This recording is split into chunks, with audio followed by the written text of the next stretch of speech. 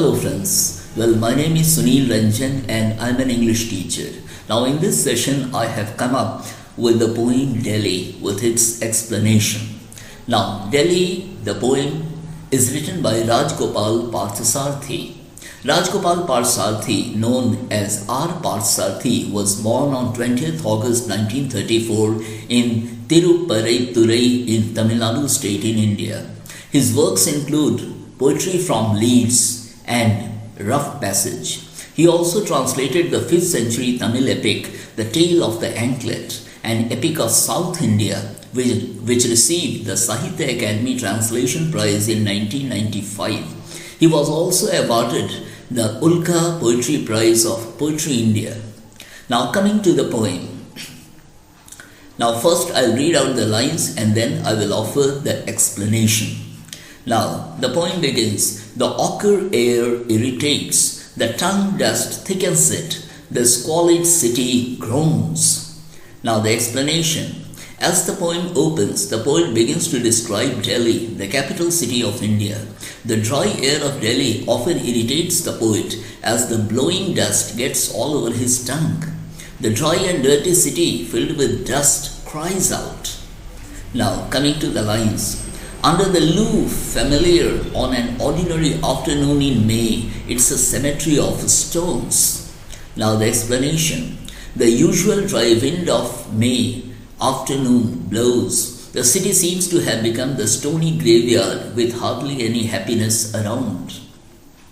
Now the lines. I see everywhere Khiljis, Tughlaqs, Lodhis, Mughals, they stick to its face like turds. When Ghazni knocked, or was it Clive? We paid off all old scores in our backyard. Now the explanation. The poet looks at the historical monuments around. The remains of the Khiljis, Tughlaqs, Lodhis and Mughals could be seen everywhere in the city. They all look like solid historical waste on its land. This leads to discussion on Mahmud of Ghazni, the first Sultan in history, and Robert Clive, the first British governor of the Bengal presidency in India. During the freedom struggle in India, the poet says that we Indians continued fighting against the British rule. Now coming to the lines.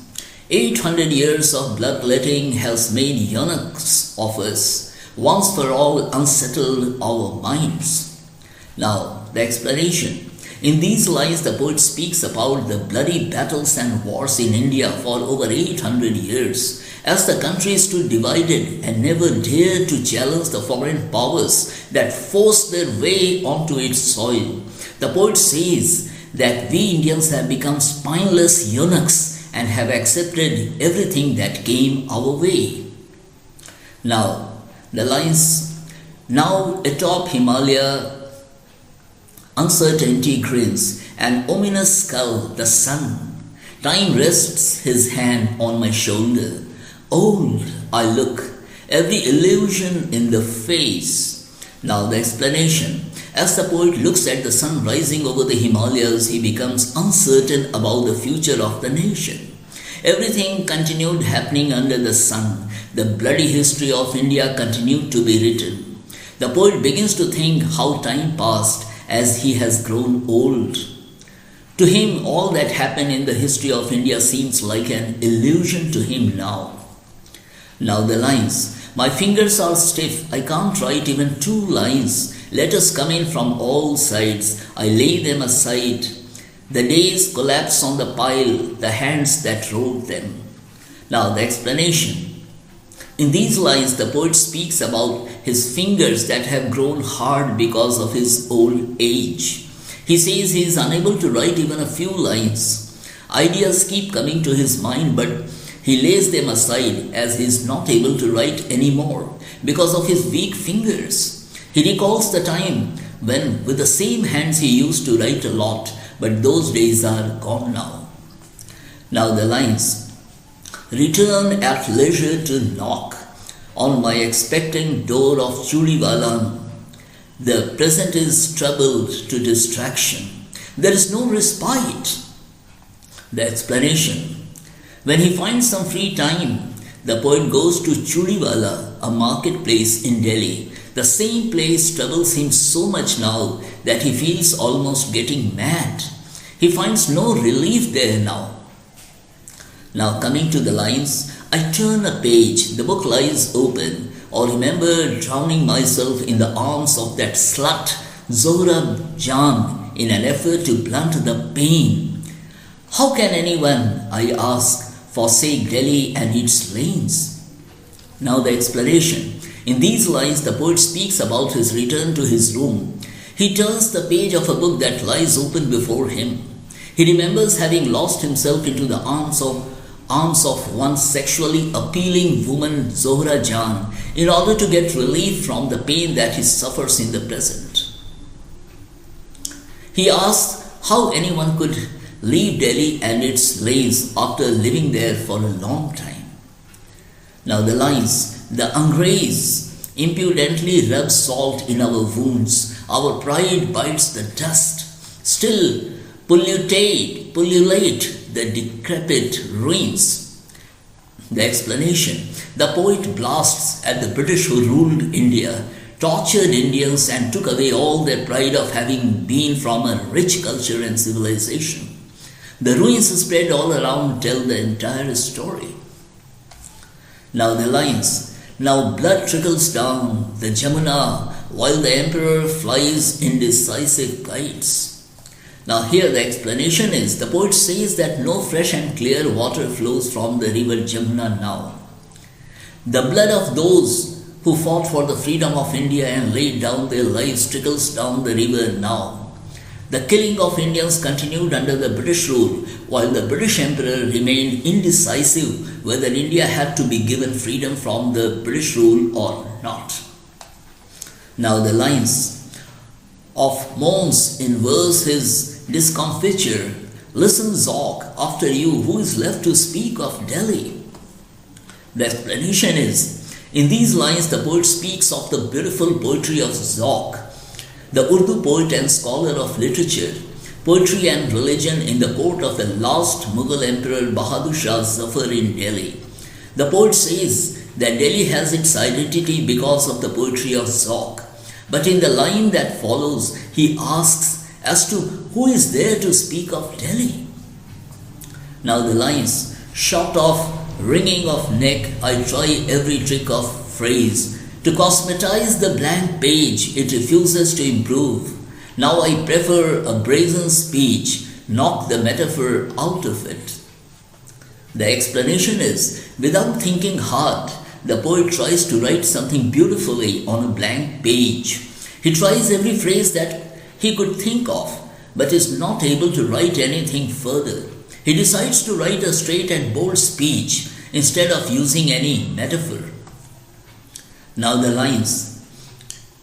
A Brahmini kite preserves the afternoon as I write this. Near thing distract me the lickspittle town, its back street putrid with empire. Kutub and Purana Killa, scrap of paper blown about me day after day, their distant tongue rasp my verse, throw dust in the eyes. Now the explanation.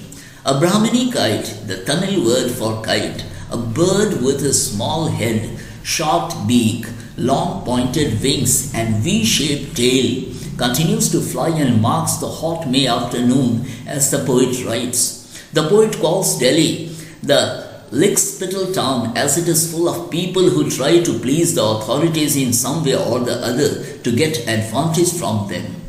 Its back streets are rotten with political power only. It had been the seat of rulers, as Qutub Minar and Purana Killa very well prove the point. As he is a writer, he has only scraps of paper around him, and his poetry runs through them. Delhi continues to be in motion with its heat and dust in May afternoon. Now, the lines, will Indraprastha rise again? The Jamuna has forever covered its spores. Life at 45 is a breath of fresh air.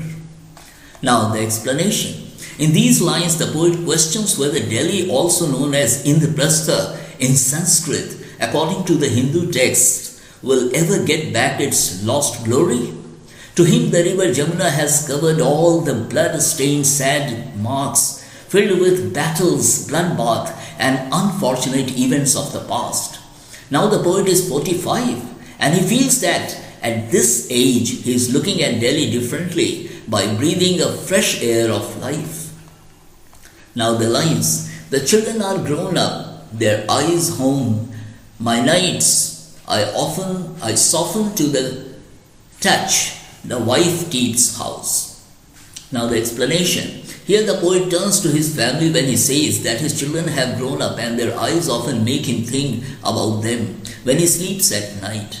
The poet softens to all this while his wife takes care of his house. Now, the lines from afar shapes the poems till they become familiar as prayer. To be oneself stir no postures, or on rare occasions stumble upon the blessing of simplicity, I couldn't ask for more.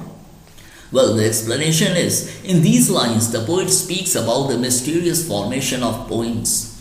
As his poems take shape, they tend to become as familiar as one's prayer with their beauty of simplicity. As they flash in rare moments, they become the integral part and become one with the poet. When the poet feels this happening to him, he does not ask for anything more. Well, now here the explanation ends, dear friends.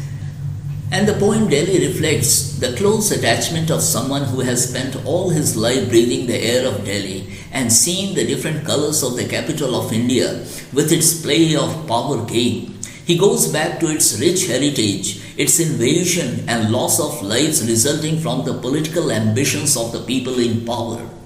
The poet sketches the history through the ruins around and blames not only the mighty British who cruelly ruled India, but also the people of India who continued to stay dumb spectators to all happening on its soil. Finally, the poet relaxes and feels a fresh energy running in him at 45. He loves the simplicity of life that comes to him through his writing. So here comes the end of the explanation of the poem with the text. Well, if you have subscribed to my channel, dear friends, so nice of you. And if you haven't subscribed and if you choose to subscribe, I promise that I'll be coming up with fine videos for you from time to time. And yes, I will stick to my promise. Thank you.